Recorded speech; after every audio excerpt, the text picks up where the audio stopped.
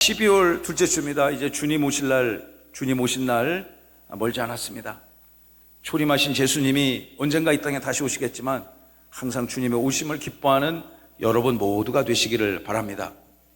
오늘은 빌립보서 2장 5절로 11절의 본문으로 예수님의 이 마음을 품으라 라는 제목으로 하나님의 말씀 강론하겠습니다.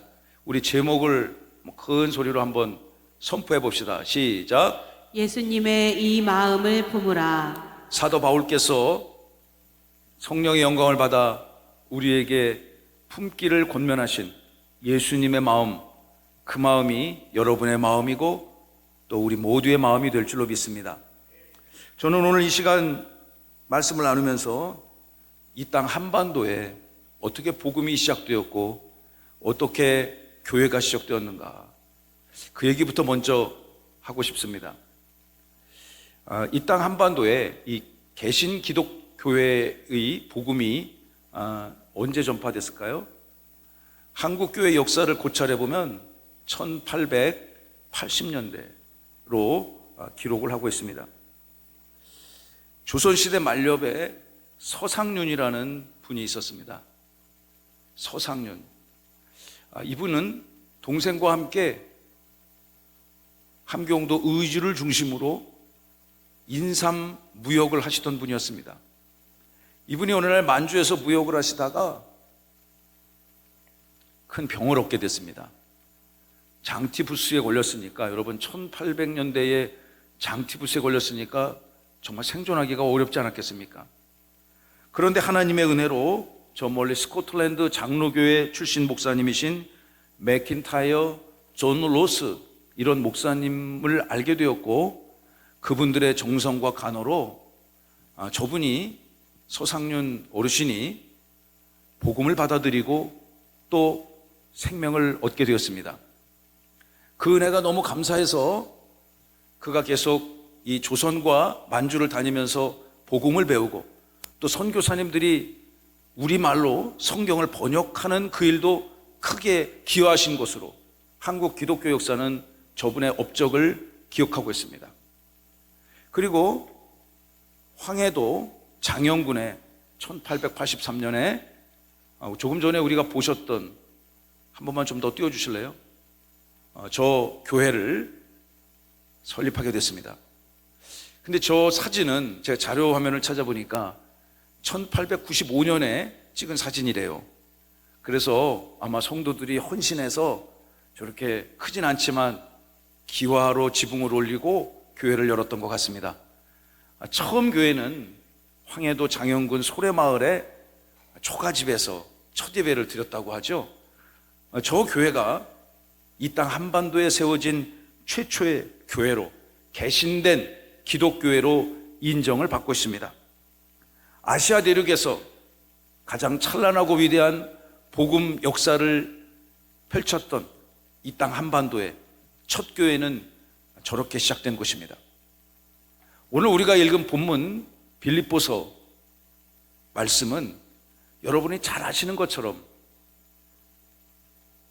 기독교의 복음의 진리가 가나안 땅 이스라엘에 제한되어 있던 그 복음이 지중해를 건너서 유럽 대륙으로 건너가게 되어졌습니다. 그 역사적인 유럽 대륙의 첫 번째 교회가 여러분 어디라고 생각하십니까? 바로 우리가 오늘 잡고 있는 본문인 빌립보 교회, 이 교회가 유럽 땅 첫 번째 개척된 교회입니다. 이 교회를 원래 여러분이 잘 아시는 것처럼 바울은 소아시아의 전도 선교 사역을 마친 후에 그는 더욱더 동쪽으로 가서 복음을 전하기를 원했습니다. 그러니까 아시아 쪽으로 복음을 전하고 싶었죠. 그럼 어느 날 그가 환상을 보게 되어졌습니다.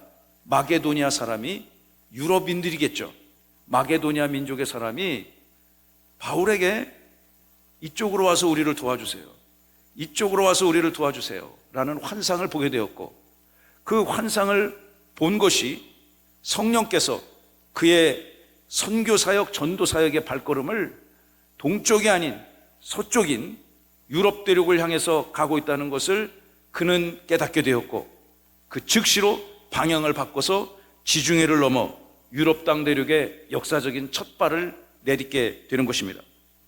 사도행전 16장 9절로부터 10절의 말씀이 그날의 바울의 치열했던 그 사역의 현장을 이렇게 전하고 있습니다.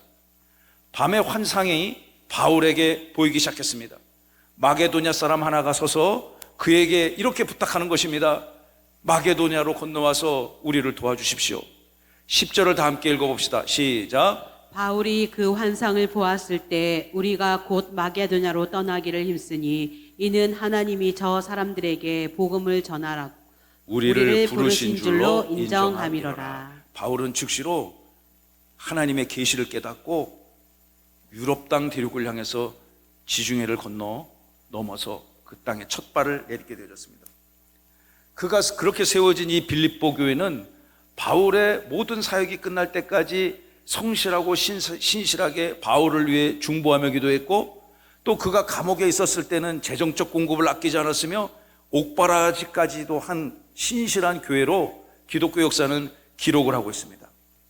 바울이 그 사랑하는 빌립보 교회와 성도들을 향해서 얼마나 고맙겠어요. 감사하겠어요. 그가 유럽 땅에 세운 첫 번째 개척된 교회이고, 그 성도들은 바울에 대해서 바울이 여러분 어느 곳을 가나 항상 사도성을 의심받지 않았습니까? 그러나 빌립보 교인들은 전혀 그러한 것에 대해서 이슈를 제기하지 않고 바울의 사역을 진심으로 도왔던 것으로 여러분 알고 있지 않습니까? 바울은 그들을 너무 사랑했습니다. 그래서 그들에게 옥중에 있으면서 빌립보 교인들을 향하여 편지를 한 통 써서 보내는데, 그 하나님의 말씀이 바로 빌립보서인 거죠. 오늘 우리가 읽은 본문을 통해서 사도 바울이 사랑하는 빌립보 교우들을 향해서 정말 예수님의 이 마음을 품으십시오. 예수님의 이 거룩한 마음을 교회와 성도들이 소유하기를 소망합니다. 이런 간절한 마음으로 그가 말씀을 전하고 있는 것입니다. 여러분, 우리 빌립보서 2장 5절의 말씀을 읽어보도록 하겠습니다. 시작. 너희 안에 이 마음을 품으라. 곧 그리스도 예수의 마음이니. 여러분, 마음은 눈에 보이는 것이 아니죠. 그렇지만 하나님께서 여러분 마음이라고 하는 귀한 것을 선물로 주셨습니다. 그 마음이라고 하는 영적 공간 안에 예수의 마음을 품으라는 거죠. 예수님의 마음, 여러분의 마음이 될 줄로 믿습니다.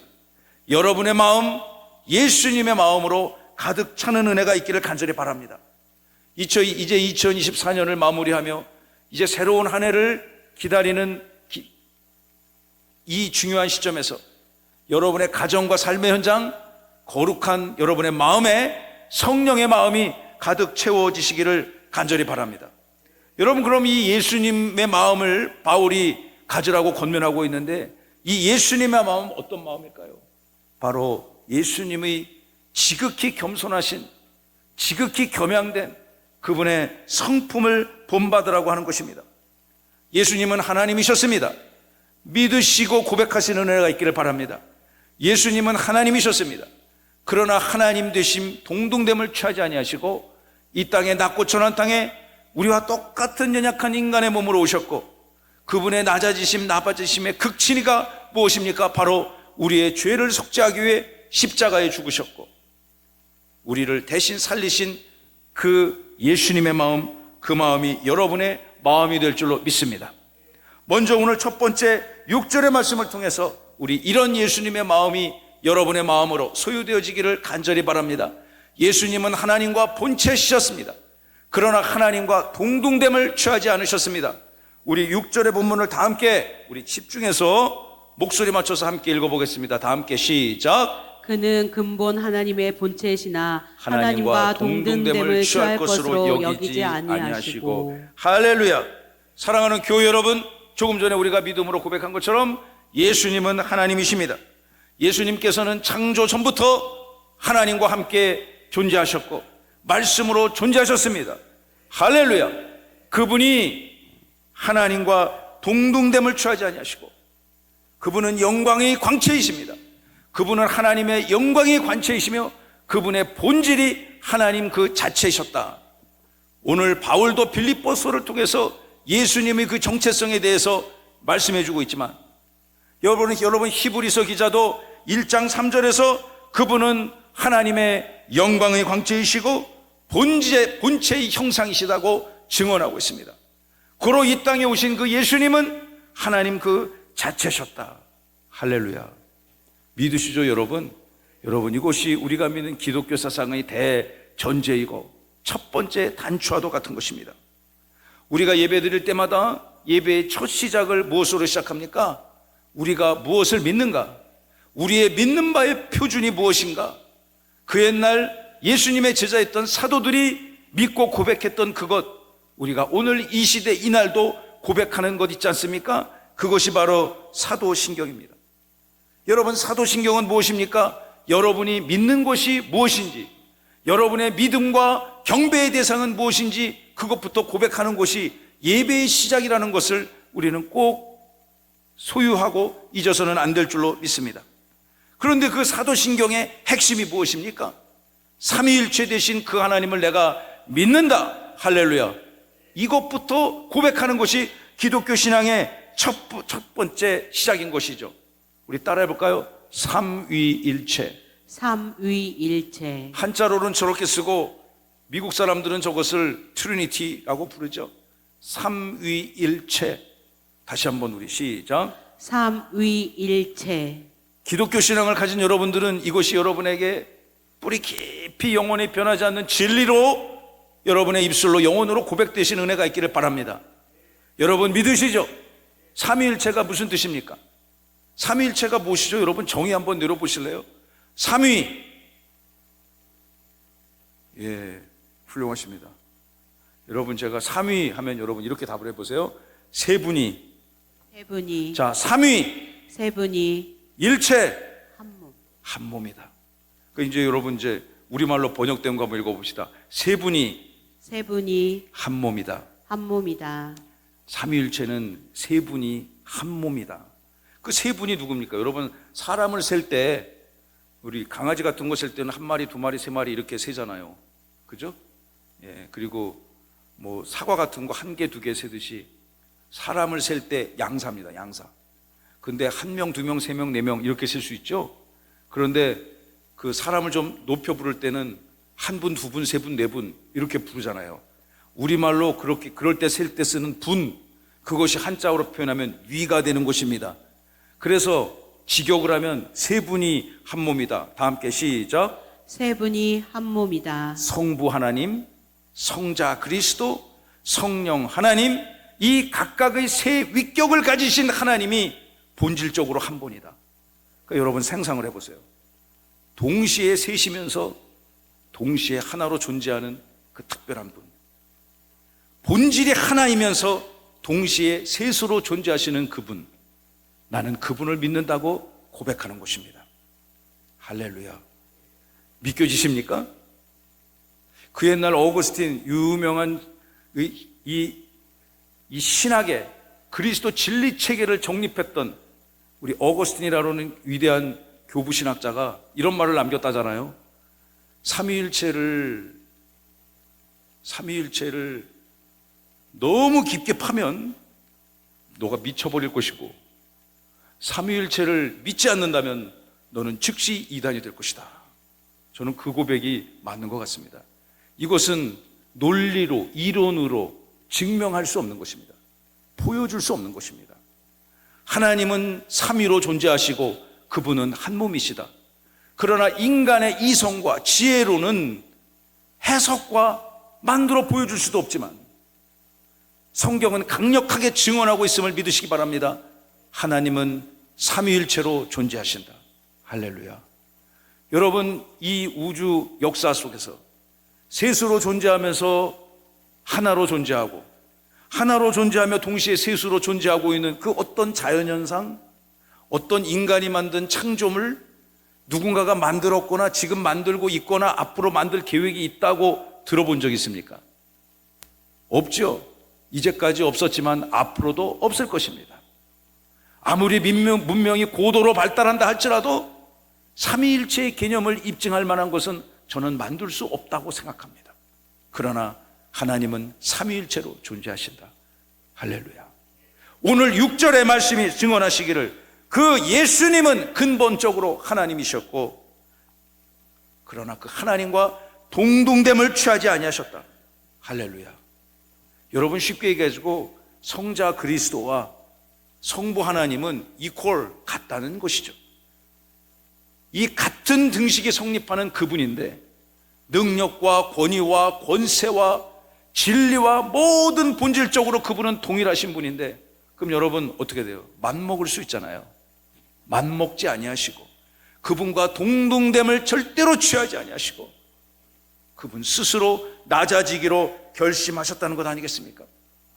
사랑하는 교회 여러분, 이 세상 모든 사람들이 자기가 더 모든 것을 소유하려고 하고요, 모든 것을 장악하려고 하고요, 남들보다 더 높은 권세 갖기를 원합니다.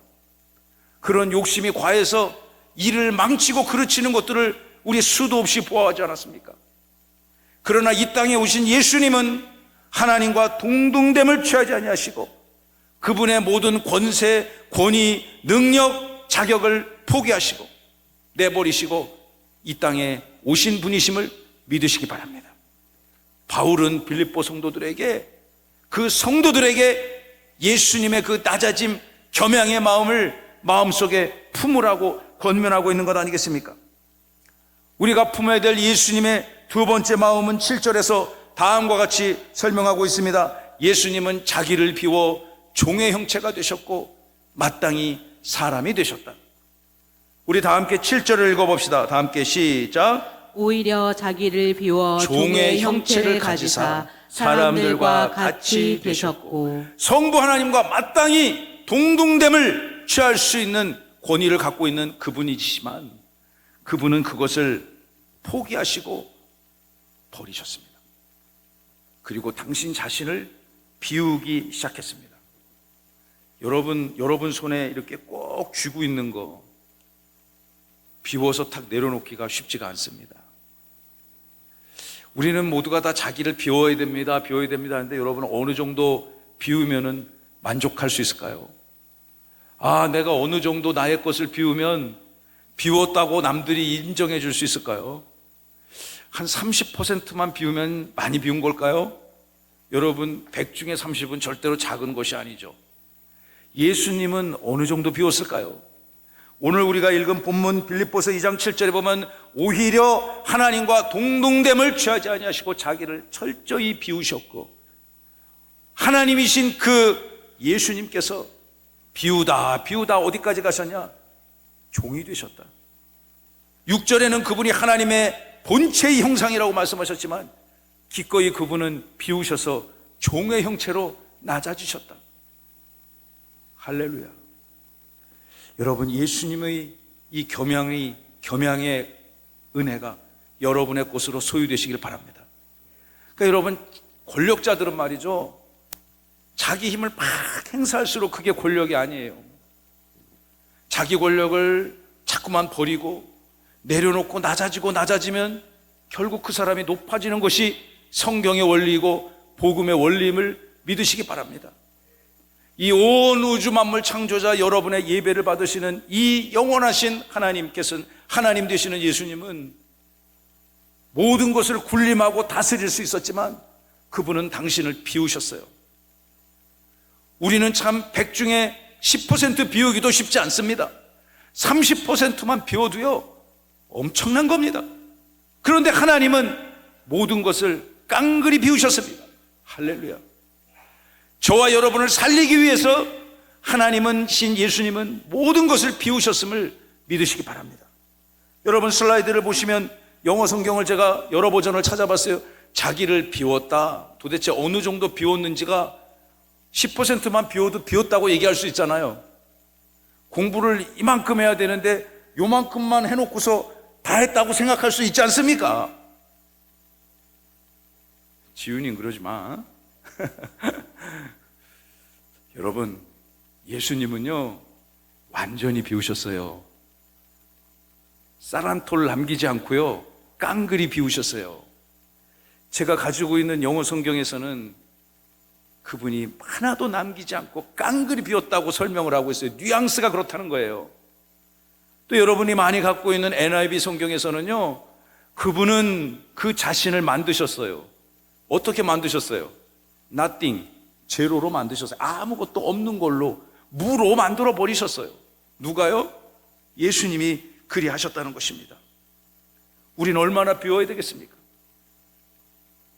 이 땅을 살아가는 수많은 하나님의 백성들이 예수님의 마음을 본받아 비우고 낮아지시는 은혜가 있기를 주님의 이름으로 축원하고 축복합니다. 제가 이제 내년도 사역을 준비하면서 우리 1부 예배도 내년에는 2부 예배처럼 부흥될 줄로 믿습니다. 우리 교회가 이곳에서 교회 문을 열고 이제 1년차 사역을 마무리하고 있습니다. 올 한해 한 160여 명 가까이 하나님이 귀한 성도들을 보내주셨으니 은혜인 줄로 믿습니다. 내년 사역을 준비하면서 집사님, 안수 집사님, 권사님들에게 내년에 좀 이것 좀 도와주십시오. 이 사역을 좀 같이 해주시면 참 좋겠습니다. 제가 권면을 드립니다. 그럴 때 이 겸손하신 우리 성도님들이 아유, 제가 할 줄 아는 게 없어갖고요, 제가 부족해갖고요, 이렇게 가끔 사양하시는 경우가 있어요. 그럼 제가 그래요. 아니에요, 부족하지 않아요. 우리 교회에서 제일로 부족한 사람이 누군 줄 아세요? 누군데요? 담임 목사예요. 제가 제일로 부족한 사람이에요. 제가 제일로 부족한 사람이니까 저 좀 도와주세요. 제가 요즘 이렇게 얘기하니까 사양을 못 하시더라고. 그래서 앞으로 당분간 계속 이런 작전으로 밀고 가려고 그래요. 여러분, 주님은요 모든 것을 다 내려놓고 비우셨어요.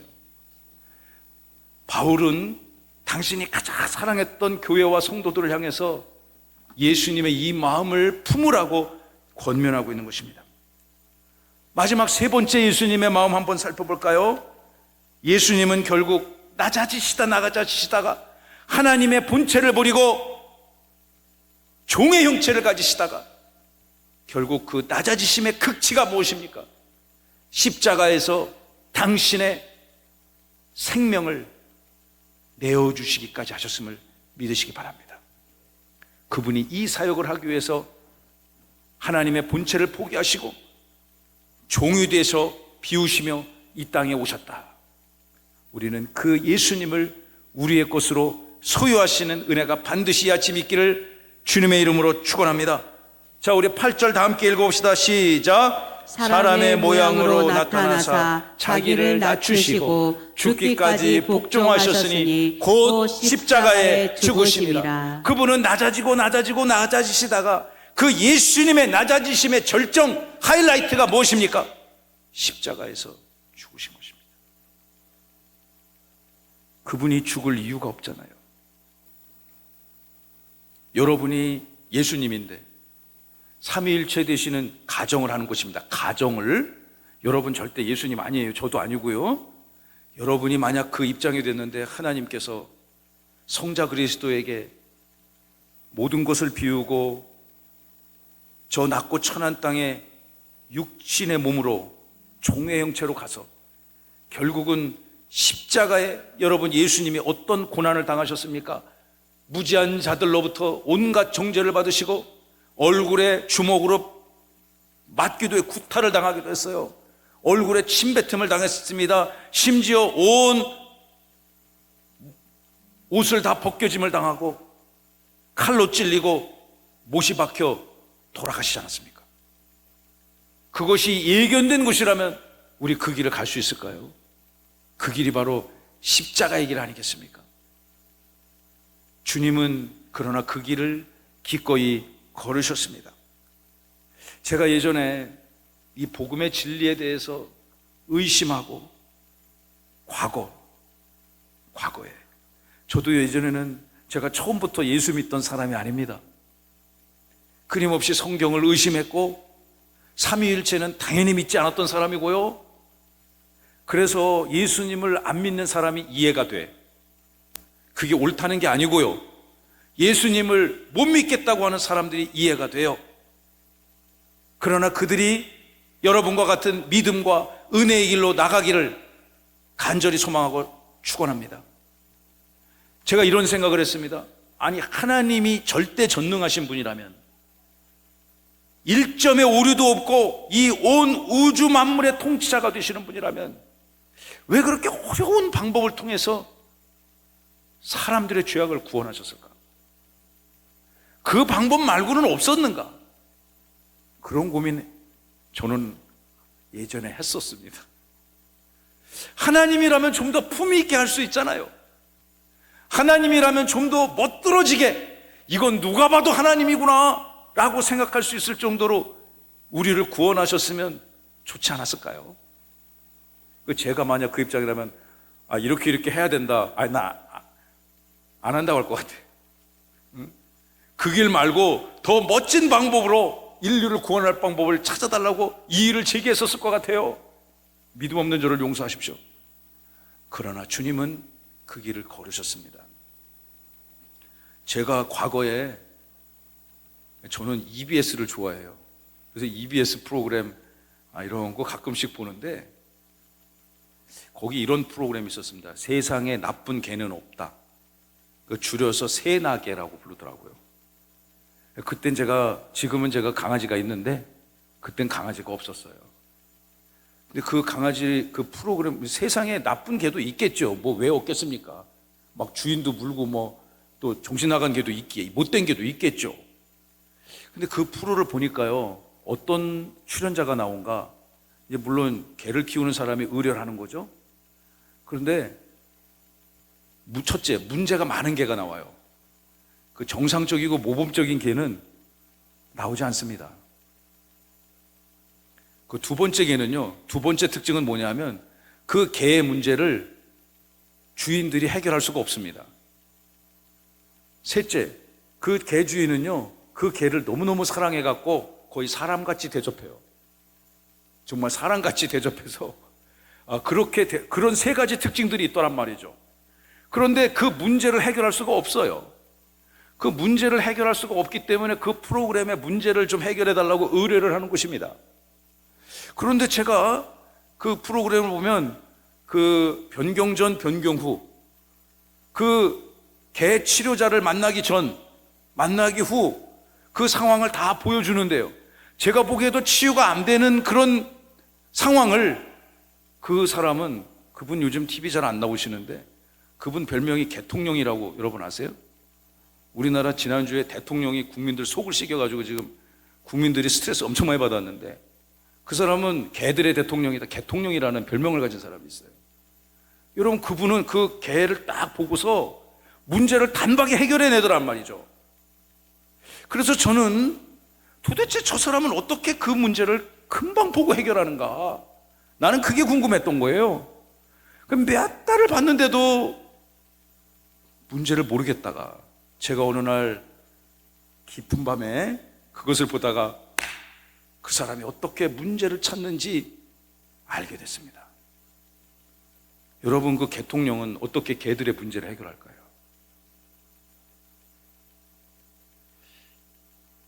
문제 가진 개를 잘 관찰한 다음에 자신이 개가 되는 거예요.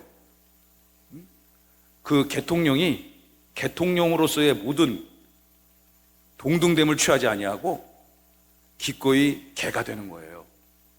그래서 개의 관점에서 그 개의 문제를 바라보니 솔루션이 생긴다는 게 그분의 철학이고 이더군요. 저는 그분의 설명을 자세히 듣다가 혼자 늦은 밤 혼자 그걸 보면서 무릎을 탁 쳤습니다. 야, 하나님이 저 원리를 쓰셨는가 보다. 하나님이 인간이 근본적으로 해결할 수 없는 근본적인 문제를 해결하기 위해서 하나님으로서 그 문제를 해결하신 게 아니고 그분의 모든 권세와 능력과 이것들을 다 비우시고 인간의 낮고 천한 인간의 모습으로 이 땅에 오셔서 인간의 관점에서 인간의 몸을 가지고 인간의 모든 죄를 속죄하셨구나. 여러분, 그러니까 그 개 프로그램도 저에게 크게 유익하더라고요. 사랑하는 성도 여러분, 사도 바울은요, 이 시대를 살아가는 빌립보 교인들뿐만 아니라 2024년을 살아가는 저와 여러분들에게 이 예수님의 마음을 품으라고 우리에게 말씀으로 권면하고 있는 것입니다. 사랑하는 교회 여러분, 우리 이런 예수님의 마음으로 2024년을 마무리하고 2025년 여러분에게 주어진 삶을 힘있고 능력있고 권능있게 감당하시기를 주님의 이름으로 축복합니다. 여러분, 이제 말씀을 마무리해야 되겠습니다. 그럼 완전히 비워지신 그곳에, 완전히 비우신 그 예수님에게 남은 것은 무엇일까요? 여러분이 아시는 것처럼 이 땅에 오셔서 철저하게 그분은 정죄를 받으셨고, 여러분을 살리기 위해서 철저하게 파괴되어지고, 심지어 그 숙치의 극치라고 불리우는 십자가에서 피를 흘리시고 죽으시지 않으셨습니까? 그렇게 온갖 희생을 감수하신 그분에게 무엇이 대가로 돌려져야 될까요? 성경은 우리 하나님께서는 그런 위대한 희생을 하신 예수님을 그냥 두지 아니하셨음을 믿으시기 바랍니다. 어떻게 그 이후 우리가 6절, 7절, 8절을 통해서 예수님의 품어야 될 이 세 가지 마음을 상고해 보았습니다. 그럼 그 이후에 예수님은 어떻게 되셨을까요? 빌립보서 2장 9절로부터 10절의 본문을 우리 다 함께 읽어봅시다. 굉장히 중요한 본문입니다. 우리 다 함께 시작. 이러므로 하나님이 그를 지극히 높여 모든 이름 위에 뛰어난 이름을 주사 하늘에 있는 자들과 땅에 있는 자들과 땅 아래 있는 자들로 모든 무릎을 예수의 이름에 꿇게 하시고. 할렐루야. 여러분, 그 낮아지시고 비워주시고 종이 되시고 십자가에서 결국엔 죽으신 그 주님, 그 주님을 구절해 보시면 이 땅 모든 열방의 이름 위에 뛰어난 분으로 그를 존귀하게 하셨다. 할렐루야. 그래서 우리 아까 이런 찬양을 드렸잖아요. 모든 이름 위에 뛰어난 이름, 예수는 주, 예수는 주. 할렐루야. 여러분, 그 예수님은요, 모든 이름 위에 그 어떤 것도 비교할 수 없을 정도로 광대하신 그 이름 예수 그리스도, 그분이 여러분을 살리셨고 이 예배를 받으실 줄로 믿습니다. 10절을 보시면요, 모든 열방의 백성들이 그분 앞에 무릎을 꿇어야 합니다. 하늘에 있는 자들과 땅에 있는 자들과 땅 아래에 있는 모든 자들로 더불어 그 모든 것을 비우시고 종의 형체가 되시며 여러분을 살리신 그 예수 앞에 모든 인생들은 무릎을 꿇어야 되는 것입니다. 여러분, 현대인들이 무릎을 꿇는다는 거 쉬운 것 아닙니다. 조폭들이나 꿇을까요? 영화에서나. 그러나 우리는 예수 앞에 무릎을 꿇어야 될 줄로 믿습니다. 마지막 11절의 본문을 우리 깊이 묵상합시다. 11절 띄워주세요. 다 함께 시작. 모든 입으로 예수 그리스도를 주라 시인하여 하나님 아버지께 영광을 돌리게 하셨느니라. 할렐루야. 이 땅에 있는 모든 입을 통해서 예수님은 그리스도시다. 할렐루야. 우리 다 함께 이렇게 선포합시다. 예수님은 그리스도시다. 예수님은 그리스도시다. 그 그리스도 앞에 우리는 하나님 앞에 무한한 영광과 찬송과 경배를 돌려야 될 줄로 믿습니다. 이 나라 대한민국이 어떻게 오늘 이 순간까지 왔습니까? 전 세계에서 가장 처참하게 못 살던 나라였습니다. 온갖 우상을 섬기던 나라였습니다. 그런 그 땅에 이 유라시아 대륙 동쪽 맨 끝에 붙어있는 이 작은 땅에 이 땅을 살리기 위해서 복음을 주셨습니다. 그리고 이 땅에 주의 백성들을 불러주셔서 여러분과 같은 귀한 분들을 통해 예수님은 그리스도시다. 할렐루야. 여러분, 이 여러분의 입술을 통해 영혼을 통해서 예수의 그리스도 되심이 고백되어질 때 하나님은 가장 큰 영광을 받으신다. 할렐루야. 여러분, 오늘 이후의 삶을 어떻게 사시겠습니까? 여러분의 인생이 주님 앞에 어떻게 놓여져야 될까요? 눈에 보이지 않는 하나님을 믿고 예배하며 여러분의 삶은 어떤 마음을 품고 어떻게 삶을 살아야 되겠습니까? 빌립보서 오늘 나눴던 2장 5절로 11절의 말씀이 여러분 인생을 살리는 말씀이 되기를 바랍니다. 저도 이 말씀을 붙들고 2024년 사역을 마무리하고 이제 새롭게 펼쳐질 2025년의 사역을 준비하겠습니다.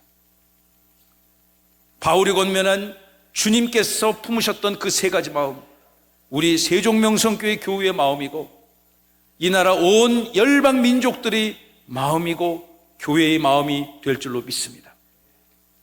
예수님의 귀한 영광 앞에 여러분의 영혼이 삶이 무릎 꿇고 그분을 경배하며 여러분에게 주어진 이 소중한 삶 아름답고 귀하게 경주하시기를 살아계신 예수님의 이름으로 축원하고 축복합니다.